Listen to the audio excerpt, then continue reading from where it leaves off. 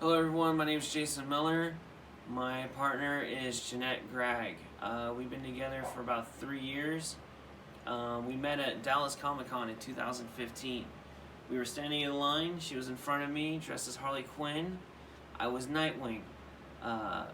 We talked a few months before that because I followed her on Facebook. She was one of the second cosplayers I followed.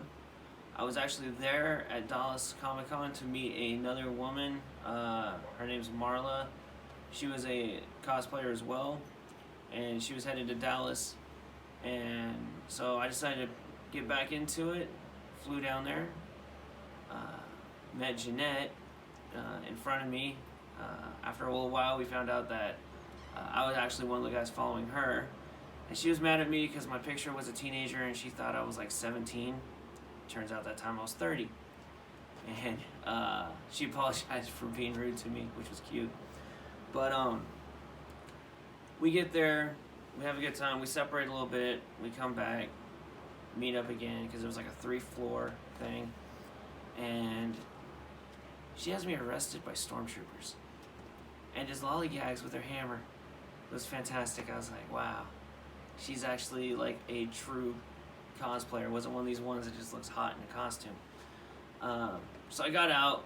We hung out for a little bit more after I swatted her with a baton. Told her not to do that again. The two of us ended up meeting Marla, and now all three of us are best friends, so that was cool. We hung out for like 3 or 4 days throughout the con. Found out we were in the same hotel. She was just down the hall from me. She knocks on my door. I open it up. I'm like, you stalker, you're crazy. She goes, you want to go to the zoo? I'm like, yeah.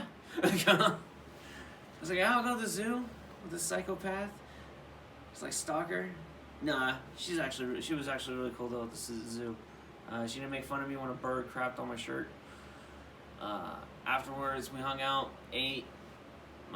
She went to her room, I went to mine. The next day, we hung out all together.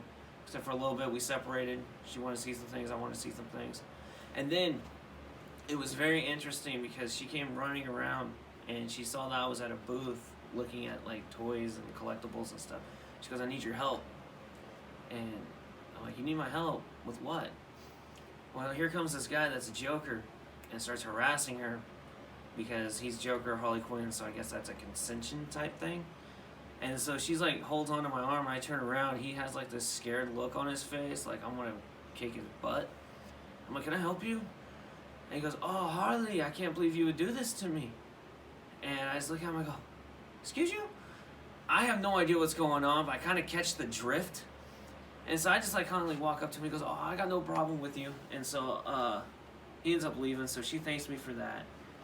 We hang out a little bit more, and then we enter a cosplay contest together. And in the middle of it, I really had to pee.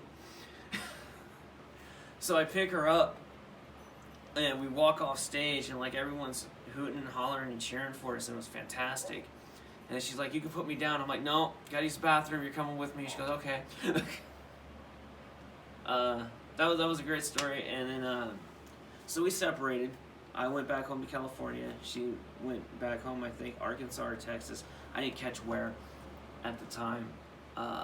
But we continued touching base with each other. And I think that's one of the things that's important about love is that no matter how far away it is, it's like it never ceased to go away.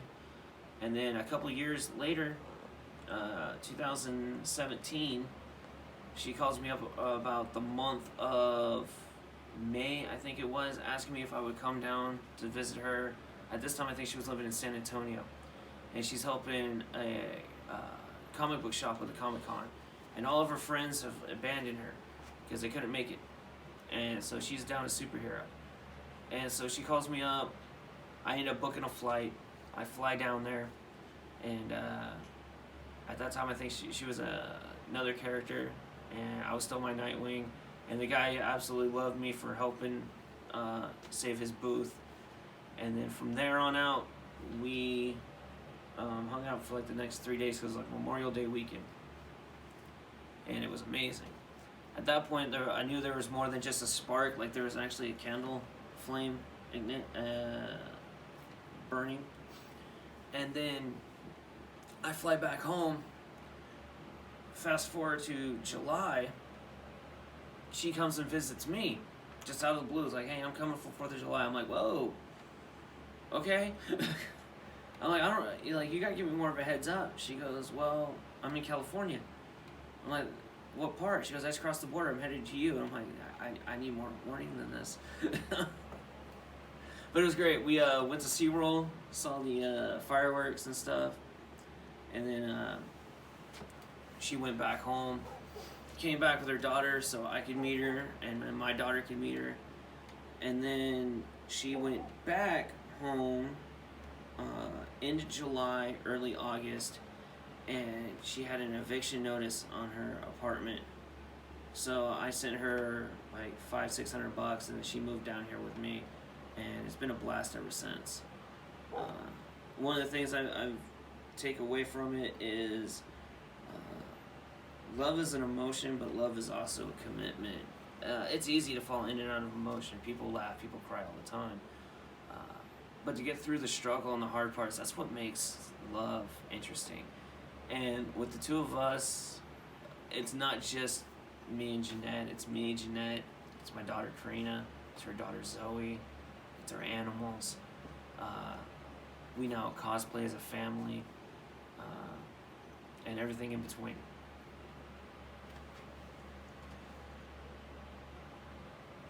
Yep. We are fun.